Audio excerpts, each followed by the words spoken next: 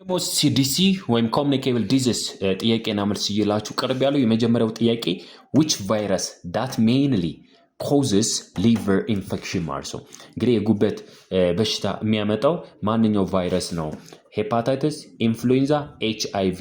the correct answer is A ሄፓታይተስ B ማለት ነው። እንግዲህ ሄፓታይተስ ABCDE ብለን በአምስት ክላሲፋይ እናደርጋቸዋለን። ከዛ ውስጥ ሄፓታይተስ ቢ በቫይረስ የሚመጣው አንዱ ታይፕ ነው ማለት ነው። ሁለተኛው which disease spread through mosquito bite በፊሜል አኖፍለስ ሞስኪቶ በምትባለው ባይት የሚተላለፈው በሽታ ማንኛው ነው?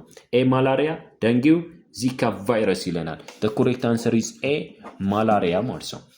The third question is disease which types of disease also known as high cholesterol high blood cholesterol ምናምን ብለን የምንጠራው ምን አይነት በሽታ ነው? A obesity፣ B hypertension፣ C hyperlipidemia ብለን የምንጠራው።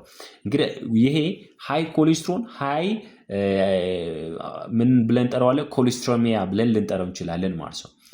ወይም ሃይፐር ኮሌስትሮሚያ ብለን ልንጠራው እንችላለን። ወይንም በሌላ አጠራር ነው ይሄ ኮሌስትሮል ፋት አኪሙሌሽን ፋት ወይም ምንድነው ሊፒድ ብለን የምንጠራው ኤክሰስ ሲሆን የሚመጣ ነው ማለት ነው። እና ከዛ ጋር ተያይዞ ምን ብለን እንጠራዋለን? ሃይፐርሊፒደሚያ ብለን እንጠራለን ማለት ነው። also known as hyperlipidemia. the correct answer is what? C። አራተኛው which disease mainly caused by smoking ማለት ነው። በስሞኪንግ ኮዝ የሚሆነው ዲዚዝ ማንኛው ነው? ከዚህ ውስጥ ቱበርኩሎሲስ፣ ሃርት አታክ፣ ለንግ ካንሰር ማለት ነው። እንግዲህ ሜይንሊ በብዛት ማለት ነው ሁሉም አታክ ይደረጋሉ በማን ማለት ነው?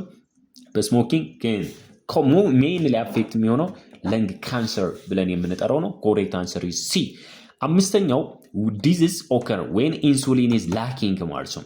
እንግዲህ ኢንሱሊን እጥረት የሚመጣ በሽታ ምን ይባላል ነው? ዲያቤቲስ፣ አኔሚያ፣ ሃይፐርቴንሽን ይለናል። ሶ the correct answer is diabetes። ኢንሱሊን ሳይኖር ሲቀር ምን ይከስታል? ሃይፐርግላይሴሚያ ብለን የምንጠራው ይከስታል ማለት ነው።